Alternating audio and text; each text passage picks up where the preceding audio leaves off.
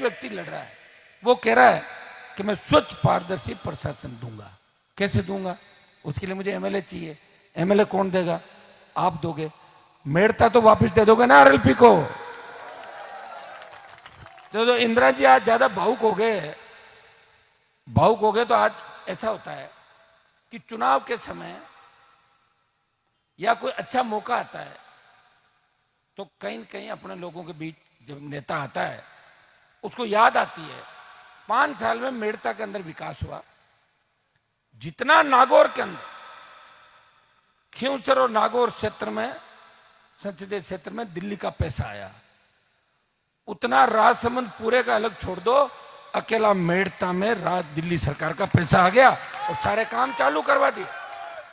ये माणक जी बैठे गोटन का जो रातड़ी आसोब से होता हुआ मेड़ता का जो रोड लगेगा बिना टोल के, शानदार रोड शुरू हो गया। समय लगता है क्योंकि आजकल क्या है कि जो चोर बेईमान ठेकेदार है वो तो इस इलाके में आने से डरने लगे। हनुमान जी बैठे हैं, परेड कराएंगे बहुत ज्यादा, कॉपी नहीं डालते हैं, मना के कॉपी डलवानी पड़ती है कि कॉपी नहीं दे। आप तो कहते हो काम नहीं हुआ, तो कहते हैं भाई थोड़ा बहुत ठीक करके, बोले साहब नहीं, शिकायतें बहुत होती है वहां, काम हम गलत नहीं करेंगे तो खाएंगे क्या?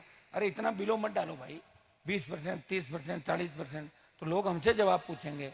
सड़क बनी महीने बाद सड़क का पता ही नहीं चला। एक सड़क देखी थी मैंने परबत से डेगाना के बीच, आपके भैरुंदा की सड़क, जो बरसात के अंदर बह गई सड़क, रामनिवास जी पूरी सड़क बह गई। मैंने शिकायत करी उस सड़क की। मैंने कहा मुझे इस बात की चिंता है कि सड़क बह के चली कहां गई, सड़क को ढूंढो एक बार, लाओ।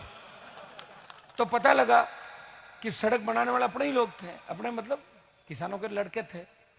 मैंने उनको पकड़ा, ये क्या क्या साहब मर जाएंगे। तो मर कैसे जाओगे, तुम्हें किसी ने रोका नहीं क्या? बोले रोकते क्या साहब, जो एमएलए साहब थे उनसे तो बात हो गई थी हमारी, डेगाना पर्वत सर, इसलिए हमने क्या सोचा कि आप भी आ जाओगे इधर। तो मैंने कहा मैं तो कहीं भी आ सकता हूँ राजस्थान में, मेरी पार्टी है भाई, मैं एमपी हूँ। जी अगर रोड पर देखूं कब बनी, कैसे बनी, क्यों बनी रोड खराब, तो जांच आ जाती है। तो ये स्थिति थी। फिर 2 महीने का समय मांगा और उस सड़क को ठीक किया। 1 करोड़ रुपए अगर पर किलोमीटर किसी रोड का मिले और वो सड़क 3 महीने भी नहीं चले, वो रोड का पैसा किससे वसूलेगी सरकार? जनता से। टैक्स किस पे लगता है? आपके ऊपर। हर जो ये कर रहा है ना, पर ये फ्री कर दो, वो कर दो, ये कर दो, ये टैक्स आपको ही देना पड़ रहा है। किसान का मूंग, किसान की मूंगफली अगर बाजार मंडी में जाती है, थोड़ी सी दागदार हो गई, ये तो दागदार वापस ले जाओ। ये तो मैं बैठा हूं आपके 15-20 साल से, प्रयास कर रहा हूं, कोशिश कर रहा हूं। नहीं तो जिस तरह के लुटेरे नेता है और जिस तरह का सिस्टम है, कई अधिकारी नागौर में पोस्टिंग तो करा लेते हैं, उनको बाद में पता लगता है या नागौर गलत आ गया तो हनुमान बैठा हुआ है, हमने सोचा वैसा ही नागौर होगा पहले की तरह। तो मौज मस्तियां नहीं कर पाते, और अति कोई करेगा उसको भुगतनी पड़ेगी। रिया के अंदर जब मैं मेड़ता कॉलेज में आया था, ये छोटी बहन आयुषी बैठी है, रामनिवास जी, ये सरपंच साहब बीजा था, 50-60 लोगों ने कहा कि रिया में कॉलेज खुलवानी है। मेरी बड़ी इच्छा थी, और चूंकि प्रधान जी और हमें तो राम अवतार जी, हमें तो वो वक्त भी याद है, भूमर सिंह जी डांगाबाद शिक्षा के लिए बहुत प्रयास करते थे, हम दोनों साथी थे उनके।